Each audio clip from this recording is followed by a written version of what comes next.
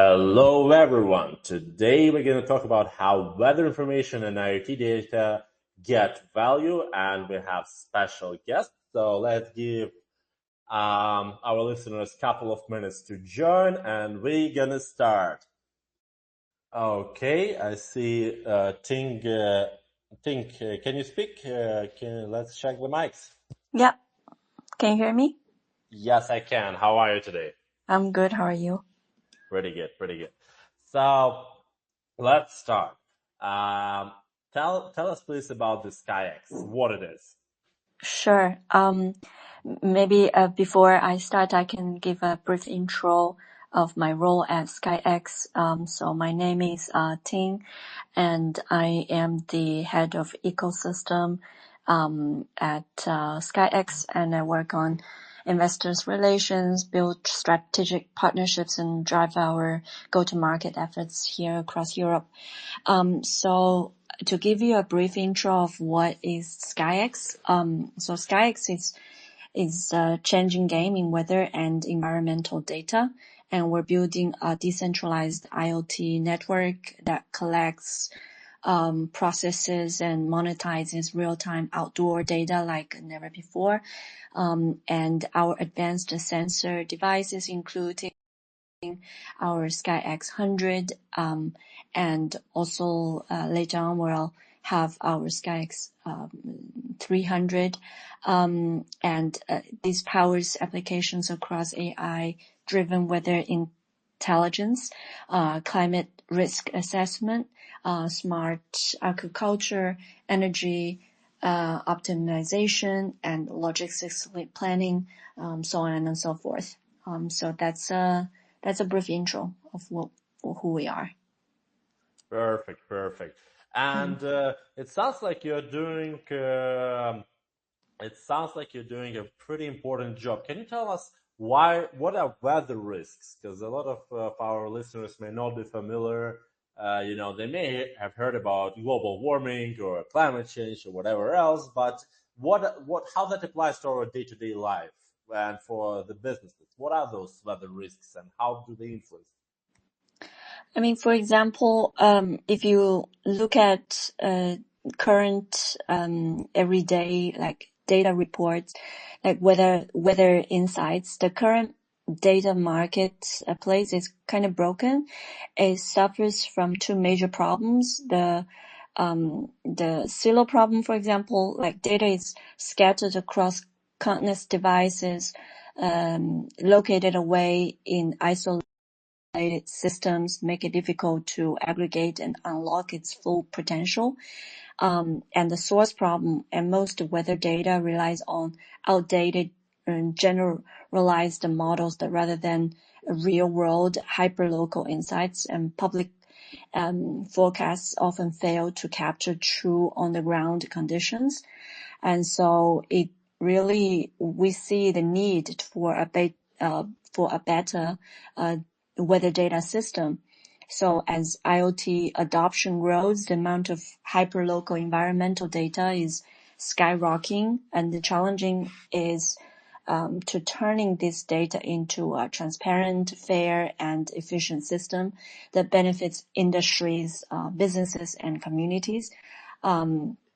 So like accurate weather insights are mission critical for sectors like agricultural. We can optimizing crop yields with real-time weather patterns. For instance, logistically speaking, we can avoid costly delay due to unexpected weather disruptions. For example, disaster management, we can improve response times and minimizing damage from extreme weather with this kind of accurate system, data report system. And another example, energy optimization, which helping solar and wind farms maximize efficiency. Let's not forget about like insurance and risk assessment. It will helping them reducing weather-related financial losses. So I think the impact is massive. And we can look at a recent report from IBM about the weather company report that weather-related disruptions cost businesses 500 million annually. So this anticipating and acting on hyperlocal weather data isn't just an advantage, it's a necessity. And so our decentralized IoT network is tackling these kind of challenges with a network of high precision weather monetizing devices like the Sky 100 and Sky 300 would deliver the real-time hyperlocal data businesses that need to shift from reactivate to proactivate strategies. Got it. I think that is amazing. And can you tell me, like, so I understand the insurance cases and the benefits of having hyper local, precise weather data and parameters about the air, but what areas are you currently covering? Like any specific geographic regions that yields the most interest to you, or do you see like geographic regions that are valuable for data buyers or for businesses? That's a very good question. I can maybe share about what kind of data we have, like currently we are serving, to give you a bit of insights. So basically, currently we have devices that is covering mainly in the EU and North America, and activating in 40 plus countries at the moment. And there are we currently have deployed 2,500 plus stations globally. These are collecting like real-time weather data for us. I think this will, mostly we're covering EU and North America at the moment, but this could expand to other regions, specifically also in Asia, let's say Malaysia, Indonesia, with like, countries and cities that are quite impacted by extreme weathers. So this kind of regions, and geographically speaking, will benefit from what we are doing. And in terms of impact and case use cases, I can give you a couple of key industry. Ting, sorry for interrupting. Just want to make sure I understood you correctly. So more of an areas that may have high weather impact in case of like floods and landslides and stuff like that. Yeah. Got it. Exactly. And what about traditional businesses? What about like United States, or maybe not areas with so much flooding, but maybe drought, and developing countries where the like farmers produce agriculture. Do you see demand from there? Yes, definitely. With the prediction, with the AI integrating in platforms like we have, it can also help them to predict like what's the weather like later, and how do they have to manage and plan ahead of time, to be able to avoid like what you just mentioned, to avoid those kind of situations where they can be losses, financially speaking. So yeah, definitely. There's And when it comes to that weather insurance, so let's say failing crops, as far as I understand, like one of the risks. What is like? I understand that SkyX is focused more on the data rather than the insurance business itself. So, do you have anybody you already work with on the insurance side? So think about insurance companies as like a B2B partner in the future, where they will require or demanding this kind of data, right?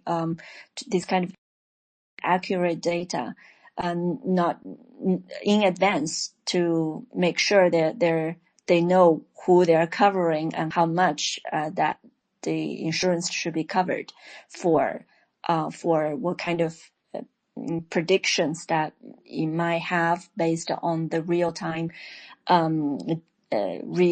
accurate weather insights data and integrating in the prediction of AI.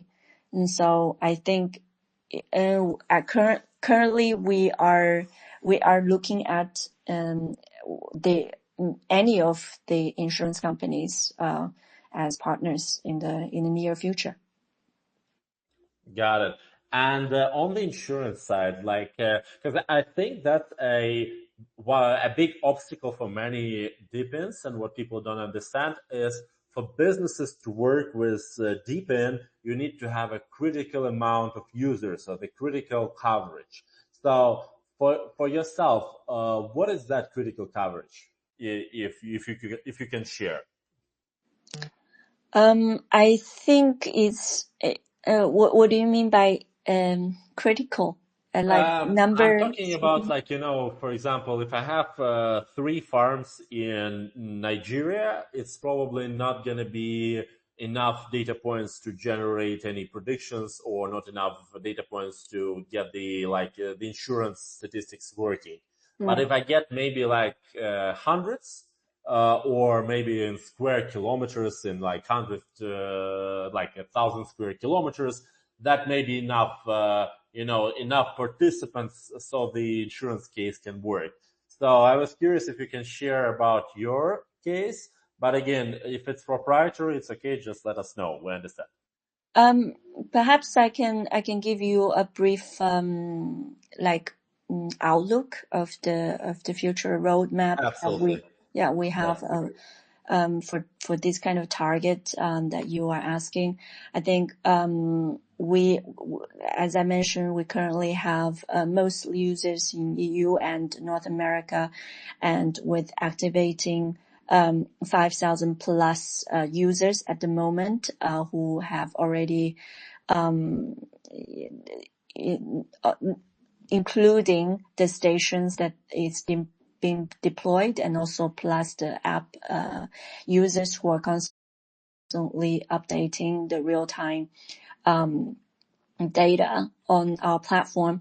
And so, as this being said, I think for the expansion, we'd like to expand in major countries in EU and America continuously, and deploying 10K more new devices this year. And we're also planning to have pilot city program and smart city initiative with some Asian countries. And also we have partners that is expanding in Nigeria at the moment to deploying also devices there to get more data from different regions. And also we are targeting to have mass production of consumer grade devices also this year. And in Q4 we are looking at already data revenues to sell this kind of data with companies. Wow, that's impressive.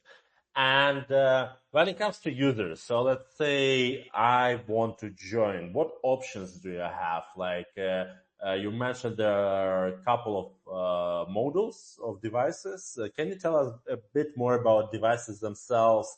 What do they cost? How hard is it to install them?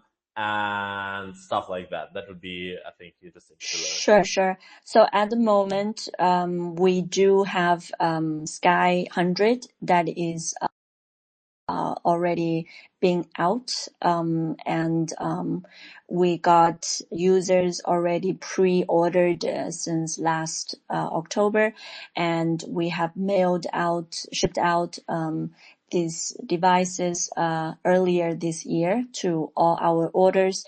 We have about five global distributors that is also selling globally on their websites at the moment, on their stores at the moment. You can also order it through our website. At the moment, we accept a stable coin, but for like distributors, channels, the people are able to pay with credit cards also.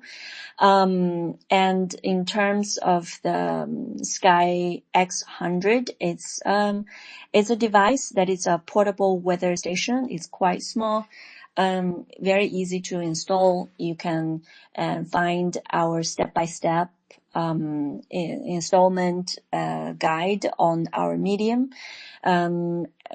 Quite easy to follow and install. You can install outdoor on your rooftop or in your just backyard.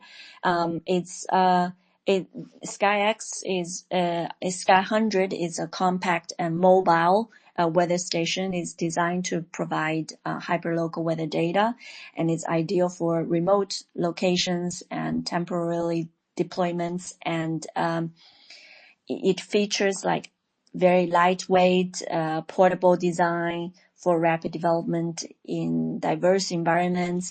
And it has essential, sensors that measures temperature, humidity, wind speed, and atmosphere pressure. I was about to ask that about the types of data you measure.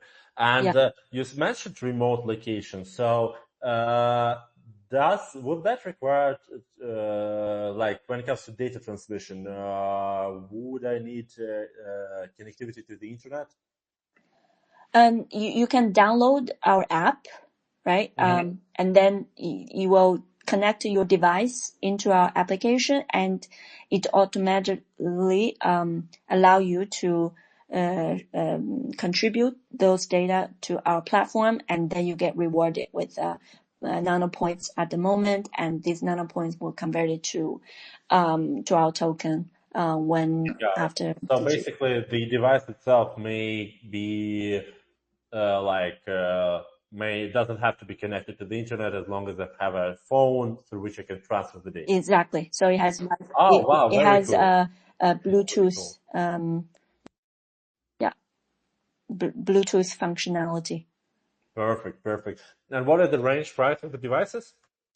So the price is $279 per one. This is also includes solar panel. Without the solar panel, it can be $50 cheaper. So so that's the and then you can also get a discount code for $40 discount code. So basically, it will be shipping free. That's pretty good. Yeah. So, and it's for you, it really doesn't matter what location I am. You're just trying to get more coverage. So, again, if I'm, let's say, in Costa Rica, I still will be able to participate, right? Yes, of course. Perfect. Yes. Well, I think that is exciting. I think that's a pretty straightforward way to join. You buy the device and you contribute the data. Now, where do you see, like you mentioned smart cities. How would that apply to smart cities? Well, smart cities will have like IoT integration and also like AI that is going to be the main topic for smart cities. And just give you an example, like imagine that your SkyX one day can connect with your IoT home smart devices, and it's the same thing that smart cities is looking for, this kind of integration in the future, right? Got it. So basically just contributing more data to a bigger control system, right? Yeah, exactly. Got it. Okay, that sounds good. And what are your plans on your side? So when it comes to the data utilization, do you work directly with businesses? How can they reach out if they're interested to to get some of the data? So for the integration, I think it would be mostly for B2B and traditional B2B model, where if they want to have a discussion with us, and they can reach out to us directly. And I'm not sure if that's your question. Yes, And yes, that yes. So answers. I'm just curious if, like, let's say somebody wants to get some of the data, what's their way? Because we have different listeners, and some of them are on the business side. I see. Well, for any business side, they can directly contact Directly contact. Got it. founders, like key players in the team, and we can respond like directly. Yeah, that would be for the AI and predictive analyst integration would be in the milestones of phase 3 that we are planning to do Oh, so. that actually was the second thing I wanted to ask you, or maybe the third one, right? I see. What's the plans? Can you tell us about the roadmap and what you guys are having for us with this coming year? What what surprises are you holding? Sure. So currently we have deployed Sky 100. So we are at the phase 1, which is network deployment and pilot cities. So this is what we are doing right now, to have many nodes as we can. And then next month will be the month that we kind of enroll out a Sky 300, which is our professional devices, and we're looking for partners globally to help us to showcase, to find like pilot cities to showcase our Sky 300. And then we are collecting this real world validation of decentralized data collection and transmission. And so this is phase 1, and phase 2 will be, the token launch. And we're planning to looking at TGE maybe by Q3, Q4, depending on how the market is going to play out for the rest of the year. But that's our key milestone is that, and phase 3 will be looking at AI and predictive analysis and integration with our data. And And can you tell more about that? So AI and analytical predictions, will that be on your side or will that be a third party? you will be on our side. So we're going to be developing of AI powered forecasting models, leveraging our data, and an expansion of API services for industry adoption and commercial applications. So that is the plan.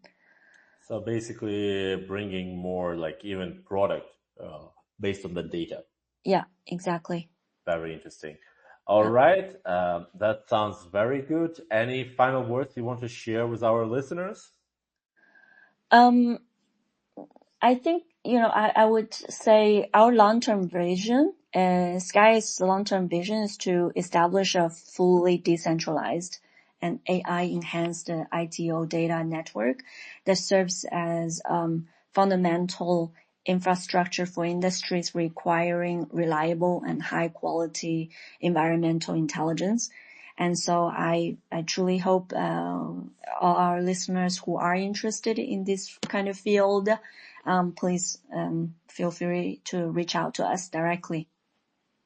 Perfect. Thank And you. guys, we're gonna leave the description of the SpaceX, SkyX, I'm sorry, SkyX in the description under this podcast. Please visit their X account, subscribe. I think they're doing wonderful and interesting things. Yeah. Thank you so much for inviting us. Thank you, Ting. Thank you so much. You Thank have a you. good day. You too. Bye. Bye.